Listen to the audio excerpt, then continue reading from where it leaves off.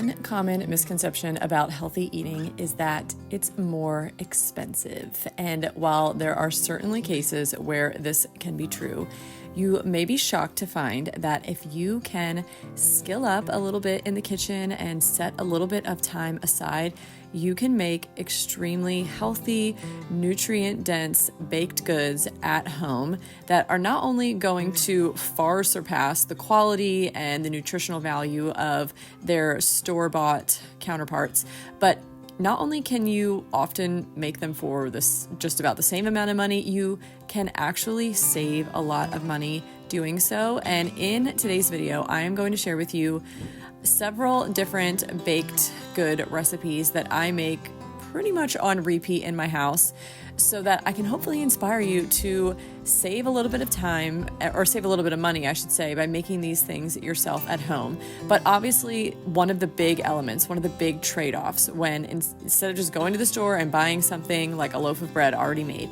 you're obviously going to be spending time doing so at home. And aren't we all so limited on time these days? Like, I completely understand that. As a mom of 4, I work from home, I run my home, we've got all kinds of stuff going on, so I get it. But you can actually batch different things so easily and freeze things for later. I actually asked you guys recently in a video, what are we doing with loaves of bread these days? Like, how are you actually saving them? Because all I ever hear is that you just stick the dough in the fridge and you just bake it whenever you get to it. But I always found that it just did not turn out very good, and it just wasn't worth my time making that, like whatever it was, the bread loaf, for example. But you can actually bake bread, like this particular recipe I'm using right here is on my blog. I'll link it down below. You can fully bake it. Once it's cool, stick it in the freezer, and then when you're ready to eat it, just pull it out the night before so it can defrost, and you literally will not taste a difference. It's incredible. So you can batch all of this in one day. You can batch any of these recipes pretty much ahead of time, and you can freeze them so that you can get to them later. So that helps with the time aspect. But I wanted to talk quickly about how much these loaves of bread cost. I did all the math, and for this particular loaf, it's cost $2.32.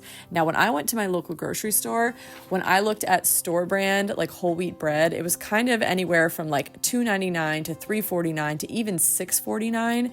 And if you're looking at Dave's Killer Bread, you're in that high range. So not only does this cost far less, it's so much more nutrient dense, and it actually tastes so much better. In my kitchen, I try to stay one step ahead. So whether that is healthy meal planning or batch baking, or just keeping my pantry stocked with healthy food, taking care of my family by feeding them healthy food is something that I'm very passionate about, and planning ahead makes it that much easier. Another way I plan ahead to take care of my family is through life insurance. And I wanted to say a big thank you to Fabric by Gerber Life for sponsoring today's video. Fabric is term life insurance that you can get done right from your couch, all online and on your schedule. You could be covered in under 10 minutes with no health exam required. Fabric has flexible, high-quality policies that fit your family and your budget. There's no risk. They have a 30-day money-back guarantee, and also you can cancel at any time. For all of my fellow moms out there, Fabric was designed with busy parents in mind, and it's more than just life insurance. They have free digital wills, access to investment accounts so you can invest in your kids' future, and more. And you can manage all of this right from your phone. If you were like me, young, healthy, the time to lock in low rates is now. Whether you are planning for the future or just want a little extra peace of mind, Fabric makes protecting what matters most simple and stress-free. Join the thousands of parents that trust Fabric to help protect their family. You can apply today in just minutes at meetfabric.com/Becca Bristow. That's meetfabric.com/Becca Bristow. meetfabric.com/Becca Bristow. Another thing I love to make from scratch because it tastes 1,000,000 times better, but also when I did the math, it comes out very similar in price to store-bought, and that's comparing to general, just run-of-the-mill tortillas. So if you guys have seen my videos, you know that I love to make tortillas from scratch, which might seem a little bougie for an everyday meal, but I'm telling you, once you make homemade tortillas, you simply cannot go back, because it makes the ones in the store that you buy in the plastic sleeve in the tortilla aisle taste like cardboard. they're just so much better. And you can freeze these too. So here I'm making sourdough tortillas. I don't have a blog post on these, but I can just put the measurements for everything down below. But you basically mix everything up.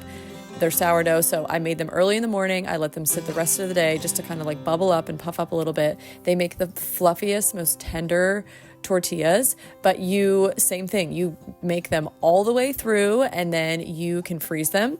You can pull out one at a time or two at a time if you're just making something quick, or you can just take the whole batch out and reheat them. I just reheat them in a skillet, and it takes just like a few seconds to heat them up.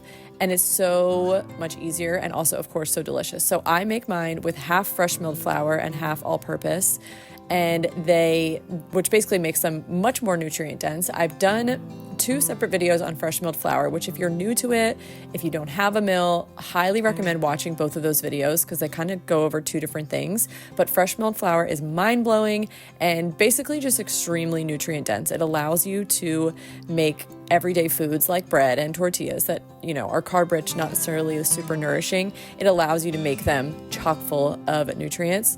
And I wanted to talk a little bit about pricing. So when I looked at the grocery store, if you're looking at like basic tortillas, so like the Mission brand or my store carries the La Banderita brand, they are your basic tortillas, like a paragraph of ingredients, all kinds of additives in there to keep them soft and shelf stable. Messes a lot with the flavor in my opinion, but also, of course, I don't want to be eating all of those additives and I don't want my family eating them either. But those rang in around $2.99 for those basic tortillas that pale in comparison as far as nutrition goes. And my homemade, a big batch of them, tortillas, when I did the math, they were $3.20. So very negligible difference in my opinion for a massive difference when it comes to quality and nutritional value. And I just also wanted to note, when I was looking at the store, they did carry the Siete brand, which has like a higher quality tortilla, and they were made with very simple ingredients. I think they had like 3 or 4 ingredients. They were very simple, but they cost $8.49. So if you're looking for just like the flour, salt, oil kind of deal, you're going to be certainly paying an arm and a leg for it. Next up, I am making some burger buns. So this is another fresh milled recipe. So you're talking high nutritional value, and these are made with all fresh milled flour. I found this recipe on a blog. I will link it down below for you if you want to try it. These are probably the best ones I have found as far as soft and fluffy goes. I'm not going to lie to you guys. I like a store-bought hamburger bun. Like they are just, I don't know if it's just because you grow up with them. Like they're not good. Like they're not, like the actual bread itself is not good. But for whatever reason, I enjoy the taste.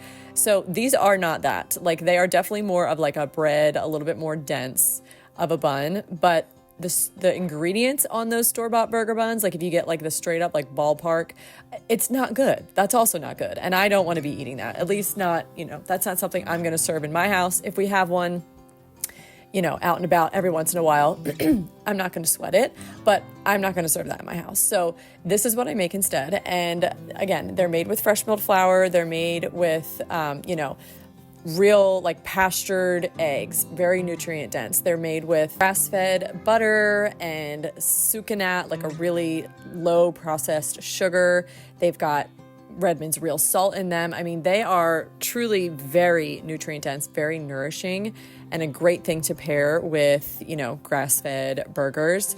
But let's talk about pricing. So when I did the math, my burger buns, or this particular recipe, came out to about $4.45. Now remember, I'm using like grass-fed butter and pastured eggs and wheat berries, which is, again, not what you're finding in the store buns. But the ballpark buns rang in at $3.29 at my store. So a little bit less, but again, when you're talking about quality, it's a big difference for not a huge price difference. Dave's Killer Bread, $6.49, so a lot more. The Arnold brand, $3.99. Pepperidge Farm, $3.79, so a little bit more than the ballpark brand. So again, definitely a little bit more expensive, but it's kind of comparing apples and oranges. Another recipe I'd like to share is my sourdough muffins. So obviously I am starting them the night before so that they can ferment. And these are definitely a favorite in my household. Sometimes we'll make them for breakfast, like I'll get them going the night before, make the muffins early in the morning, and we'll have them like with scrambled eggs. Or I also just like to make them kind of on a weekly basis just to have for snacks. So again, I'm using really high quality ingredients. So I'm using the fresh milled flour, I'm using the sucanat, I'm using raw milk, I'm using pastured eggs and grass-fed butter. I'm also adding in collagen to up the protein a little bit to make these more balanced. So again, totally different food than what you're finding in the store. But again, you'll find that the price difference really is not that crazy. So what's available in the store quality-wise does not come close to this particular muffin recipe, but just for comparison's sake. So these, when I did the math, these muffins, which makes 12 muffins, it comes out to $6.26. And these have quite a bit of ingredients. And, we've got eggs and coconut oil, and again, the raw milk and the berries, high quality, somewhat high ticket items, if you will. But when I looked at the store, this is a little bit harder to compare because they didn't just sell like a 12 muffin pack, but they did sell a pack of mini muffins, which had a whole laundry list of ingredients, so many additives added, and that was $5. But they also had 4 packs of just 4 muffins. Again, laundry list of ingredients, tons of sugar, no protein added, and those were $7.50. So again, it's not quite as expensive as you think. It's kind of a misconception. Now, this last recipe is more just for fun because I love them. This is like certainly not a staple that you need to be making every week, but I have been making them recently because I just love them. And they are these sourdough scones. This recipe comes from a blog that I will link down below. And price-wise, again, it was a little bit tough to compare because my local store just carried like packs of mini scones, which at my store were $4.99. And then when I checked at another store, they were also $4.99. But again, we're talking like laundry list of ingredients, not high quality. I'm sure they don't taste nearly as good, but they are a little bit less because my scones, when I make this exact recipe, they are $8.11. Now, I did want to mention, we have a local bakery near us that makes the most like to die for scones. They're delicious and they're definitely a lot closer to like what I'm making here. And I would say they're very similar. And those, for one scone, it's $4.53. And I made this whole batch for like less than double that. So obviously still a really good value. And they're not using probably grass-fed butter and fresh milled flour and all those kinds of things in there. So I hope you guys found this video helpful. I hope that kind of seeing all of this math done out makes you realize that it doesn't actually cost a lot more money necessarily. And sometimes it even will save you money.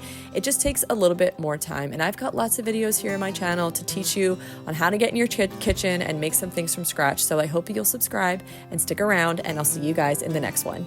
Bye.